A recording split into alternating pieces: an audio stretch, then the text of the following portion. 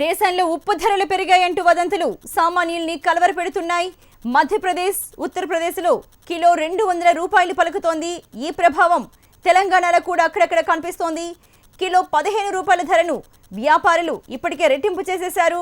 ఉప్పు రేటు ఇంకా పెరుగుతున్న ఆందోళనలో వినియోగదారులంతా షాపుల్లోకి ఎగబడుతున్నారు. దీంతో కొన్ని చోట్ల చూస్తే స్టాక్ అంతా క్షణాల్లో అమ్ముడైపోతోంది. సంతోష్ నగర్, ఈద్ బజార్లో జనం ఉప్పు కొనేందుకు పోటీ పడ్డారు. हम मजदूर आदमी, हम क्या करना? 100 रुपये में पैकेट मेरा नमक का, क्या करना? मेरे को वीडियो ना दिया साहब, नमक खत्म, पूरा नमक खत्म। 30 रुपये 50 रुपये वहाँ तो 100 रुपये करें। आओ भाई जो है जब मिले जैसे टीवी पे इत्तला मिली कि ब्लैक हो रहा नमक यूपी में 200 रुपये किलो।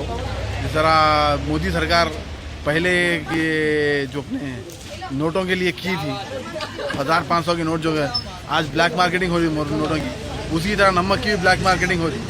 अब गरीब आदमी कैसा जीएगा, क्या खाएंगा, क्या पीएगा? वो ने हर मुश्किल, हर शुबे में मुश्किल कर दी है बीजेपी हुकूमत। जब तुम लोग बोलेंगे 100 रुपए किलो, 1000 रुपए किलो नमक बेचेंगे तो हम कहाँ से लाके खाएंगे? कहाँ से लाके खाएंगे बताओ? ये गवर्नमेंट का काम है। आधी रात को परेशान कर दिए, शुगर बीपी है हमारे को, अगर खा के मर गए तो अरे नोटों के वजह से कितने औरतें मर जा रही। जो गरीब है, मेहनत करके खाने वाले मासूम बच्चे जो कमा के खा रही, वो लोग परेशान है। अब नमक 1000 रुपए किलो, 100 रुपए किलो, तो हम गरीब कहाँ से लाके खाना? हाँ, ये गवर्नमेंट का काम है। उसमें खबरों में बता दिया ऐसा इतने किलो नमक है बोल के हम खाना पानी छोड़ के निकले हम। हाँ, अब दुकाना बंद है तो दुकाना बंद है, कल के दिन 1000 रुपए को किलो बेचेंगे तो हम कहाँ से लेके खाएंगे? నోట్ల రద్దు సెగ నిప్పై మండుతోంది. ఉప్పు ధరలు నిప్పుల మండిపడిపోతున్నాయి. హైదరాబాద్లో ఉప్పు ధరలు అమాంతంగా పెరిగిపోవడానికి కారణాలేంటో మా ప్రతినిధి ప్రవీణ్ అందిస్తారు. ప్రవీణ్, ఇలా ఇప్పుడు చూసుకుంటే అసలు హైదరాబాద్లో ఉప్పు ధర ఎంత ఉంది? మనం చూసుకుంటే యూపీలో వాటిల్లో 100 రూపీస్ నుంచి 200 రూపీస్ అని చెప్తున్నారు వాళ్ళు. అలాగే ఉప్పు ధర ఒక్కటేనా లేకపోతే మిగతా నిత్యావసర ధరలు కూడా పెరిగాయా?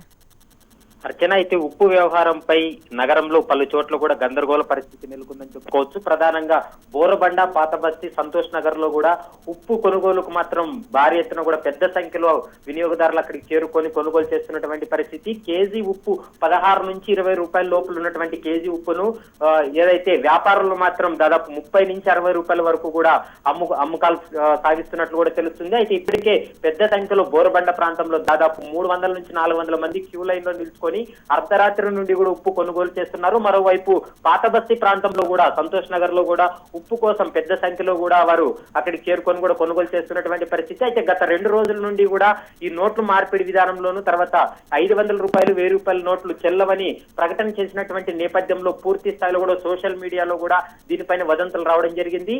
అయితే ఉప్పు 400 నుంచి 500 రూపాయలు పెరిగే అవకాశం ఉందంటూ కూడా సోషల్ మీడియాలో చక్కర్లు కొడుతున్న నేపథ్యంలోనే నగరంలోను పలు ప్రాంతాల్లో కూడా పూర్తిగా ఉప్పు కొనుగోలుకు మాత్రం డిమాండ్ పెరిగిందని చెప్పుకోవచ్చు. పెరిగింది అని అసలు ఒక పుకారు కానీ అటువంటివి రావడానికి కారణం ఏంటంటారు అసలు?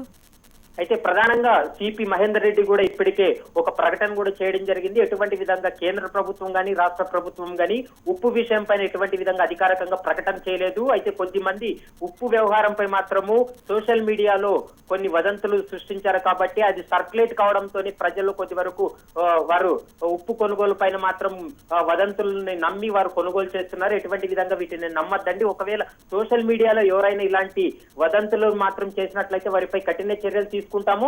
అంతేకాకుండా ఉప్పు వ్యవహారంలో మాత్రం ఏదైతే వ్యాపారులు పెద్ద మొత్తంలో డబ్బులు వసూలు చేసినా, అధిక మొత్తంలో వీళ్ళు విక్రయించిన వారిపై కఠిన చర్యలు తీసుకుంటామంటూ కూడా సిపి మహేందర్ రెడ్డి ఉదయం ఒక ప్రకటన కూడా చేయడం జరిగింది.